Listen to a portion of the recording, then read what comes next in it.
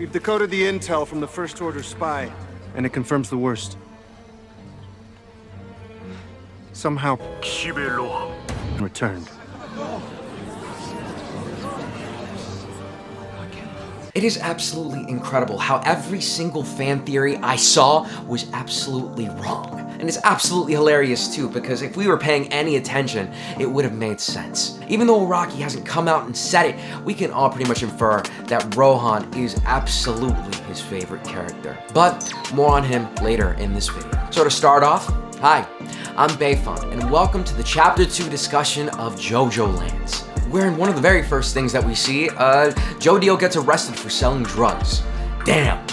I didn't think this was gonna happen this quickly in the story. The second that undercover cop started mentioning that cliche stuff about cops not being able to lie, I knew that he was down for the count. But I'll give the boy some credit. He has some great intuition.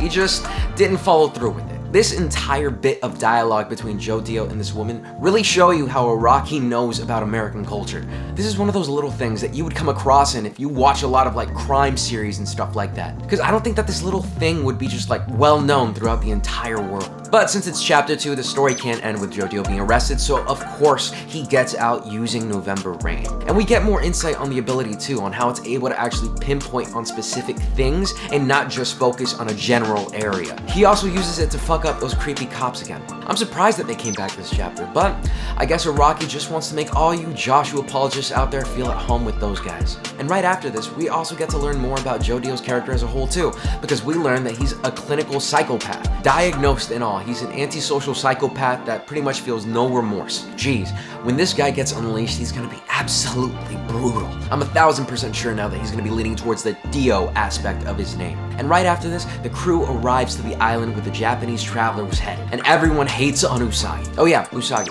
That's the name of the guy that basically is dressed up like Filthy Frank. Still a little weird guy, but I mean, he's wearing a sailor hat, so he can't be all too bad, right? When I was first reading this, I was thinking, oh, that sailor hat in his head, it has to mean something. That definitely means Josuke is gonna show up sooner than later. But you know, surprise, surprise. And we also see Usagi's stand as well, the Mate Kudasai, which actually seems to be like Kiss 2.0, but it's a bird and it doesn't seem to do any damage after the fact. Duplication and then messing with what the duplicate is seems to be what it does. It seems like every single stand in this group here isn't meant for combat. They're more for tactical purposes, such as, you know, breaking into this guy's home, which is exactly what they plan to do. And after a scenic car drive through the Hawaii landscape, they arrive to the Japanese traveler's residence. And when JoJo's scouting out the area, he recognizes the man, and it's none other than Kishibe Rohan. And this is, of course, the big reveal in the chapter. Honestly, I have no clue what the implications of Rohan being here are going to be to the entire story.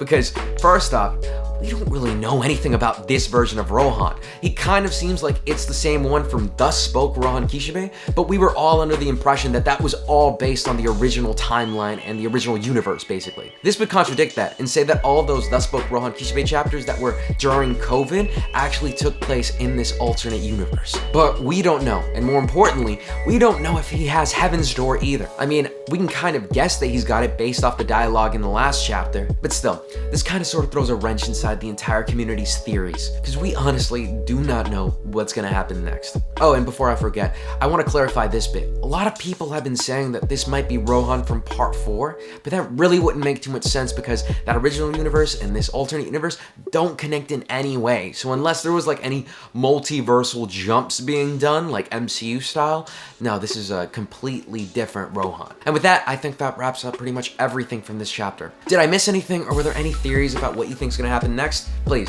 let me know down below. As always, I was Bayfond, and I'll see you guys next time. Peace.